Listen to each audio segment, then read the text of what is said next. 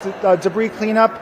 So we want to remind everyone not to block storm drains as they might contribute to additional flooding, as we've seen from the rain events over the last 12 hours. I'm happy to announce that our Austin Transportation Department reports that all traffic signals are now functional, so that's great news for both our safety and the free flow of traffic.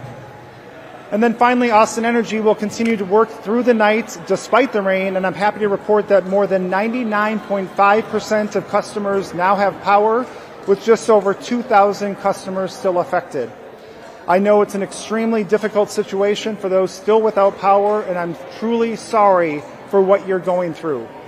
Austin Energy continues to work around the clock with help from partner utilities from across several states to restore power to everyone as quickly as possible. As Austin Energy General Manager Jackie Sargent has explained, many of the remaining outages are due to very complex circumstances that take time to repair. In some cases, broken equipment is under piles of debris, and we've had poles that snapped from the weight of ice or the force of a falling tree, and those projects can take an entire crew a full day to repair. Since the beginning of the ice storm that led to the historic level damage all across the city, Austin Energy has restored about 359,000 customers' power. Again, as we navigate all of these challenges brought on by the storm, it is so heartening and not surprising to see our community organizations stepping up to help neighbors helping neighbors. As we, the city, continue to work to reestablish city infrastructure and services, we also want to celebrate those efforts from these community organizations represented here. We are thrilled to be a part of these efforts and embrace the learnings from previous storms and emergencies to come together and ensure that Austin and Travis County families get the resources that they need. I'll now turn it over to Austin Public Health Director Adrian Stirrup for an update. Thank you. Thank you, City Manager Cronk, and good afternoon, everyone. I am so pleased that you are here with us today at our MARC, which is our Multi-Agency Resource Center. These resource centers are designed to be a one-stop shop to help people get access to essential resources like food, water, shelter. We have charging stations. We have our city departments here to help you figure out how you can get your house back in order. This is a reflection of one of the things that I love about the city. We usually have the opportunity to engage with community on a regular basis. We are a better organization for all of the input that our community gives us. And in this instance, when our community needs us, we're right alongside them to provide support, not to them, but with them, as evidenced by the agencies that are here today. Austin Public Health has a strong relationship with a lot of the community partners that are in this space, and it was nothing for us to pick up the phone and get them to come to a location so that we could do this with our community.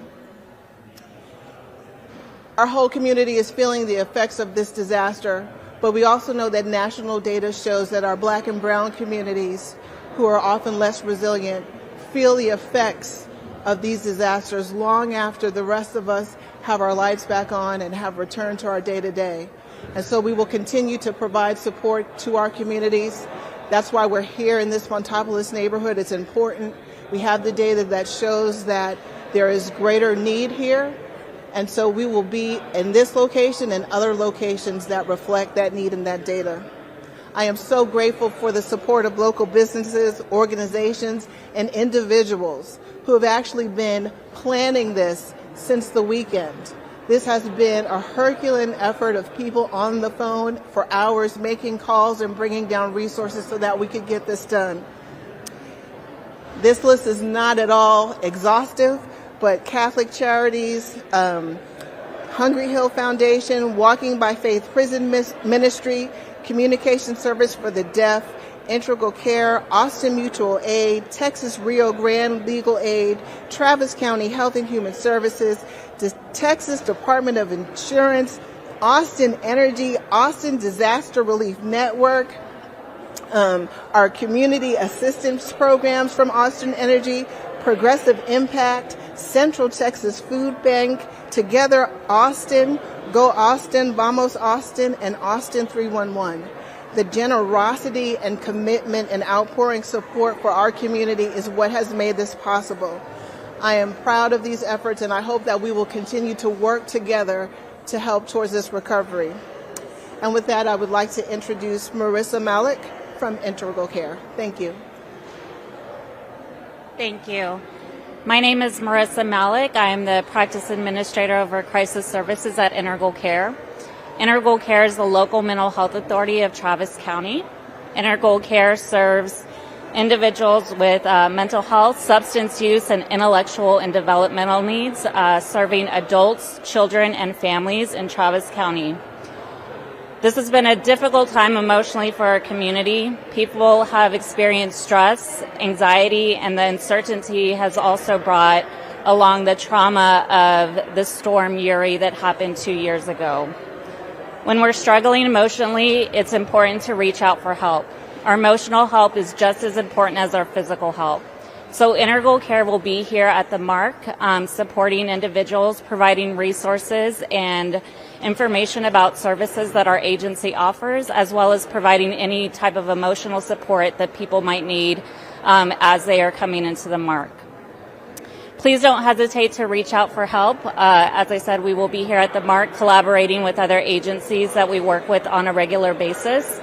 You can also reach out to our 24/7 crisis helpline at 512-472-HELP or 512-472-4357. Thank you. Hello, everybody. I'm Juan Ortiz. I'm the Director for Homeland Security and Emergency Management with the City of Austin. And I'm here just to, this kind of wraps up our prepared comments and statements. And we're moving into the question and answer phase. Any questions? Question over here?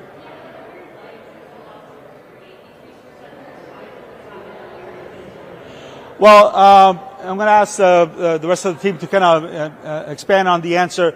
Well, part of it, we want to make sure that we establish the multi-agency research center at the correct phase. Once we get past the emergency phase of a disaster, as you can tell, we were having to wait for make sure that the roads were clear, make sure that debris was not going to get in the way, make sure that it was not a hazardous condition for our citizens to come to a multi-agency resource center.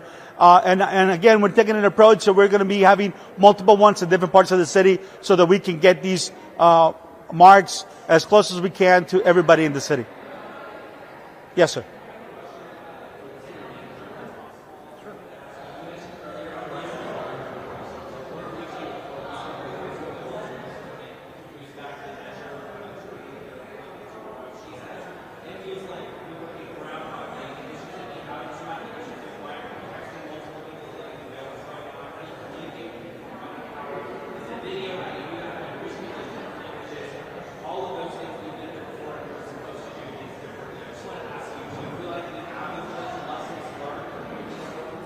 We absolutely have implemented lessons learned from previous storms, and you'll be able to see from how we have looked at the after-action report from Winter Storm Uri and how Austin Energy in particular has really adopted and implemented many of those recommendations, if not all. And so through our process of evaluating our response to this storm, we'll be able to look at what happened at the last storm and how we were effective in implementing those measures, but knowing that each situation is unique, and we're going to learn some lessons from this storm as well. Thank you.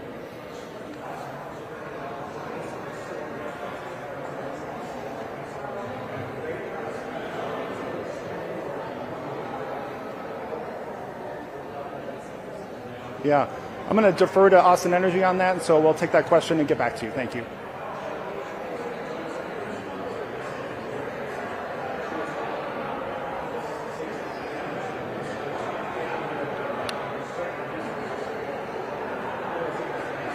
Yeah, I'm going to ask Director Stirrup to just talk about the collaborative effort and how important it is to work with organizations. Again, as Director Ortiz said, we deal with the immediate impacts of an emergency first, and then we want to make sure that the resources are there for our community in the long run.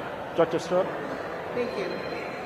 Thank you for the question. So I just want to point out that last week during the height of the storm, all of the people in this room and represented from the city worked together to provide emergency shelter for 1,890 so of our residents who are experiencing unsheltered homelessness and their pets. I think we had about 20-something pets. And so when we moved from that stage of making sure that we were protecting life for those most vulnerable, we moved into the wider recovery for our other citizens who were experiencing power loss and the associated effects with that. On Tuesday, we sent out a variety of foot teams to neighborhoods identified by Austin Energy of having extended power outages and actually did door knocking to see what it was that they needed. It would be foolish of us to set up a resource center and assume that we knew what those needs were. And so the information that we gained from those foot teams helped to inform the partners that we asked to come to this event today, as well as the locations that needed the support.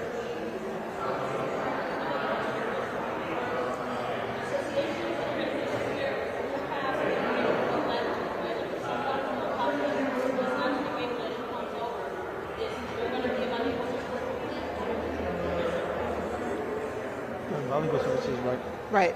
So the City of Austin is committed to language access.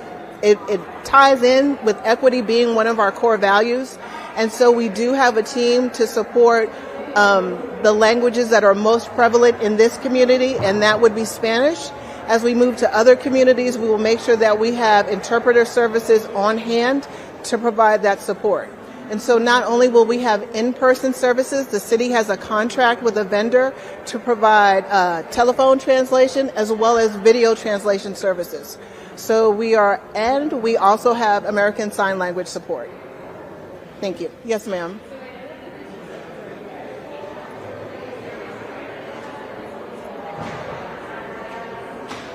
Surely. It's kind of like when my son says to me, "Mom, can we go to Paris for 3 weeks?" If I had it, we sure could. We want to be respectful of the finite resources that we have at our disposal and also of the commitments of our community partners while making sure that there is an equitable distribution of resources. And so what we learned from the past is that having one static location does not meet every community's need. And so that is the reason for us having this kind of mobile mark approach to providing services. Yeah, me either.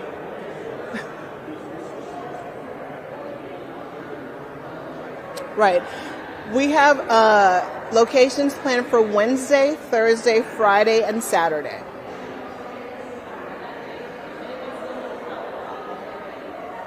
We'll be reevaluating. Right. We will continue to evaluate the needs based on the outage data that we receive from Austin Energy. And of course, I would be remiss not to mention our community partners. As I said, they give us so much and help us be better. And so we have a network of agencies that are boots on the ground that we are in conversations with daily, and they're helping provide that additional data that's going to inform these resources. So we will be here as long as we need to be here. Most certainly. After every hurricane event, after every flooding event, there has been what we call a mark to help people get back on their feet. If I can add to that, and that's why we're doing this diversified approach, because we've learned from the comments that we received during those experiences where Director Serb indicated we only had one location. Makes it really hard for everybody in the community to have access to them. This approach, I think, really is going to allow us to make sure that everybody has access to these resources. And like it was indicated, we're going to be evaluated, and if there's a need, we're going to continue to offer these in many different ways.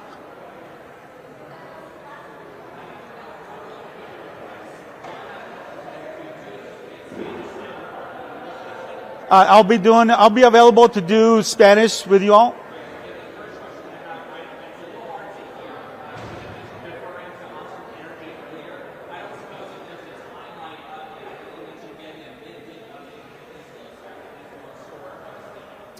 They continue to do their assessment. Obviously, they're working around the clock, but Austin Energy, if they do have an updated time frame, they will be pushing that out through other communications.